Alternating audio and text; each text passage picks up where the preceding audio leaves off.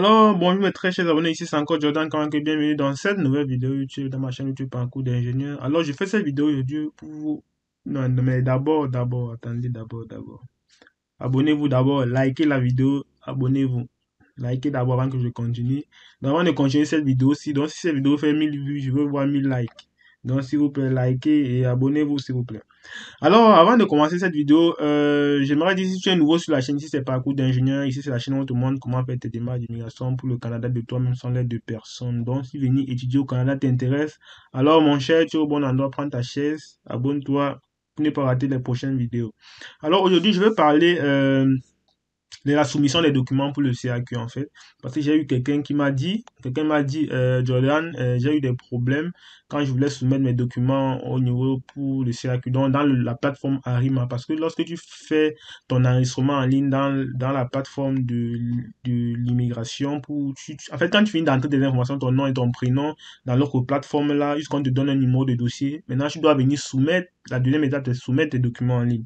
Alors, généralement, il y a des gens qui ont des problèmes au niveau de la soumission des documents en ligne à cause d'un petit détail qu'ils oublient de faire. Et dans cette vidéo-ci, je vais te montrer ce petit détail-là. Parce que si toi-même tu négliges ce petit détail-là, tu vas tomber dans le même piège et toi-même, tu vas avoir les mots de tête. Parce que quand tu fais ta demande là, quand tu as des problèmes comme ça, vraiment, tu sais pas à qui demander, tu sais pas à qui peut t'aider en fait, surtout quand tu fais des dossiers seul. C'est pour ça que j'ai décidé de faire cette vidéo pour tous ceux qui vont tomber dans qui auront ce problème-là vont pouvoir se débloquer grâce à cette vidéo.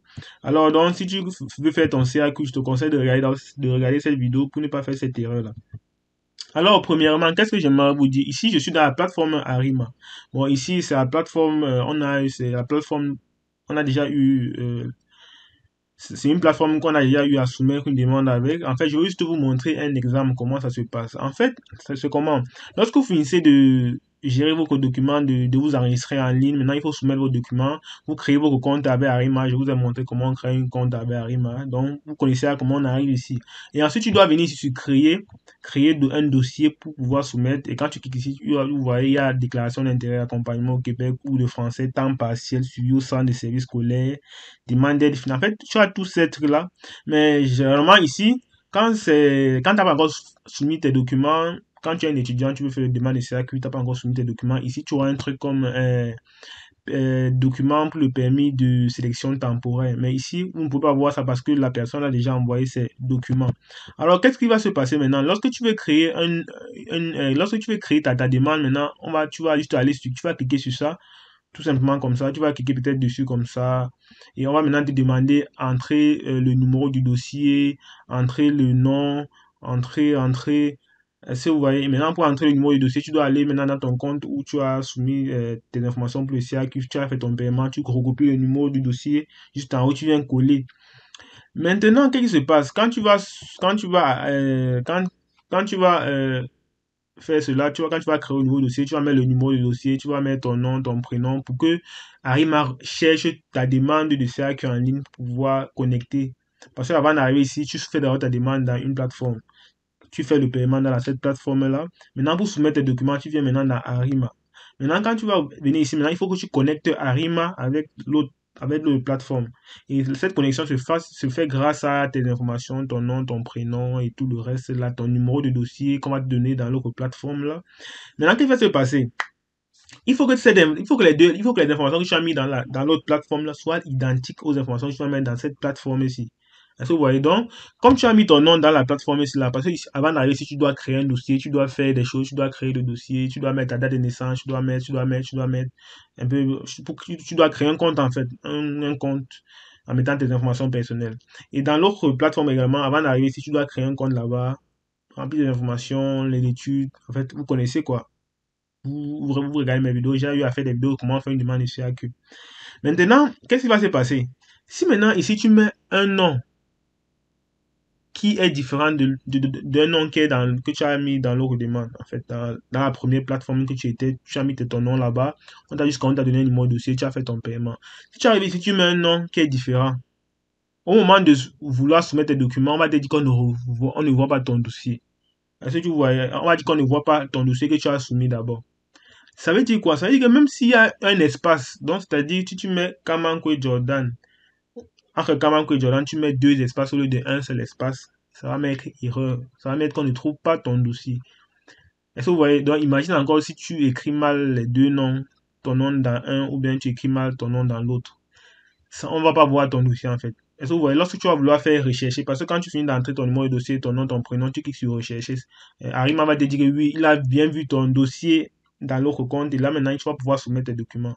Mais si on te met l'erreur que on ne voit pas ton dossier, qu'il n'y a aucun dossier qui a été visible, sache tout simplement que euh, tu as mal écrit une information en fait. Soit c'est ta date de naissance que tu as mal écrit, soit c'est ton nom. Est-ce que vous voyez? Donc, ça m'est déjà arrivé. Donc, si je mets peut-être Kamankwe Jordan, je redis encore ça. Donc, juste, donc tu dois mettre le nom identique.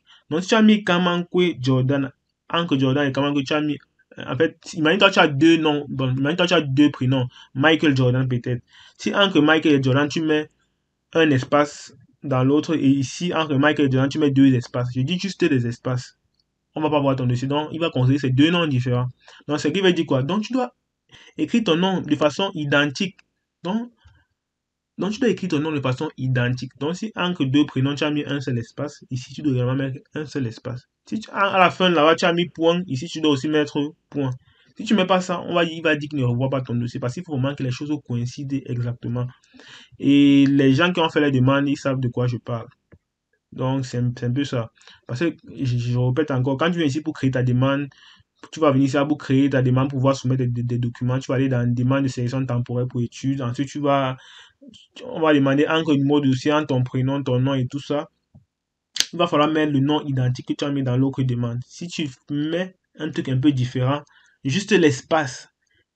Donc, si tu mets un espace de plus que dans l'autre, c'est foutu. Donc, c'est un peu ça. Donc, quand tu écris ton nom, quand tu fais ta demande dans l'autre plateforme là, il faut vraiment prendre la peine d'écrire. Ici, c'est peut-être Kamanko et Jordan, mais Kamanko bien. Tu mets pas d'espace après ni avant là. Tu mets ça bien Jordan. Si tu as trois prénoms, Michael, Jordan, Scofield, tu mets Michael, tu mets un espace. Tu mets Jordan, Michael, tu mets un espace. Tu mets Scofield. Ok, c'est bon. Et tu reviens encore dans Arima, tu mets la même chose. Ne viens pas ici. Dans Arima, tu mets Michael, Jordan, Scofield. Entre Michael et Jordan, tu mets deux espaces, trois espaces. Ou bien tu mets pas d'espace. Je ne sais pas. Ou bien tu mets un trait d'union. Ça va pas marcher en fait. Donc la personne qui m'a posé cette question-là, il m'a fait une capture d'écran, j'ai pas eu le temps de répondre, j'ai vu son mail en retard.